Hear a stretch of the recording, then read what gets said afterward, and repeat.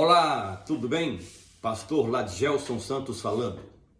A partir de hoje, nós estaremos gravando uma série de pequenos vídeos sobre assuntos diversos. Eu estou aqui em meu local de trabalho e eu quero compartilhar com você alguns pensamentos. No vídeo de hoje, eu quero conversar um pouco sobre o reino de Deus. Há um texto no Novo Testamento, Evangelho de Mateus, capítulo 11, versículo 12, que diz assim: desde os dias de João Batista até agora, o reino dos céus é tomado por esforço, e os que se esforçam se apoderam dele.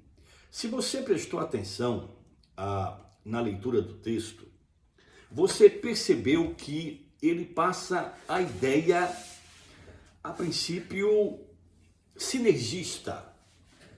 A ideia de que a posse do reino depende da minha luta, depende do meu esforço.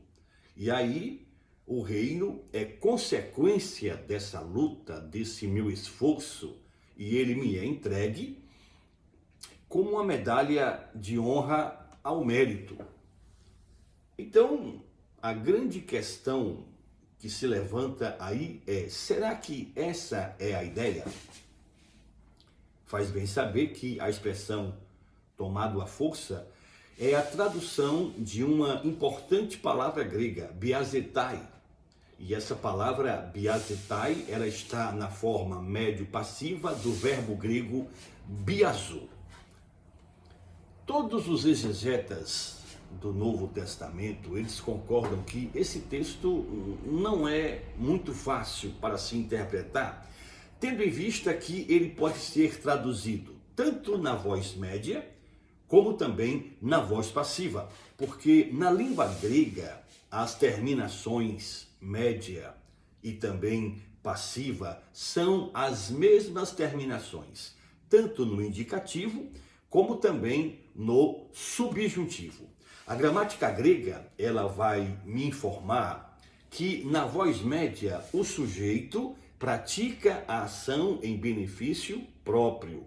Portanto, quando eu traduzo um verbo a partir da voz média, eu devo traduzi-lo estando o sujeito praticando a ação em benefício próprio.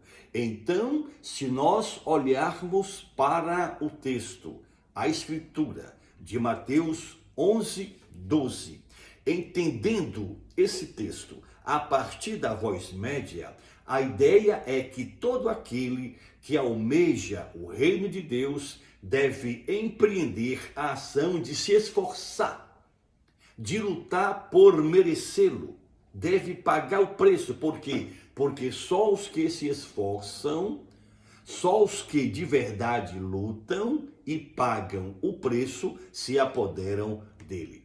Agora, se eu traduzo esse verbo a partir da voz passiva, e a gramática grega vai me informar que quando eu traduzo o verbo na voz passiva, eu devo traduzir estando o sujeito sofrendo a ação, e eu olhar para esse texto, Mateus 11, 12, a partir da voz passiva, a ideia que o texto vai me passar é que aquele que almeja o reino sofrerá violência, sofrerá tribulação, perseguição, pois desde os dias de João Batista, é o que diz o texto, até agora, o reino dos céus, ele sofre violência. Então, tomando como fundamento o conjunto geral das Escrituras quanto à doutrina soteriológica que ensina que a salvação é produto primeiro e único da bendita graça divina,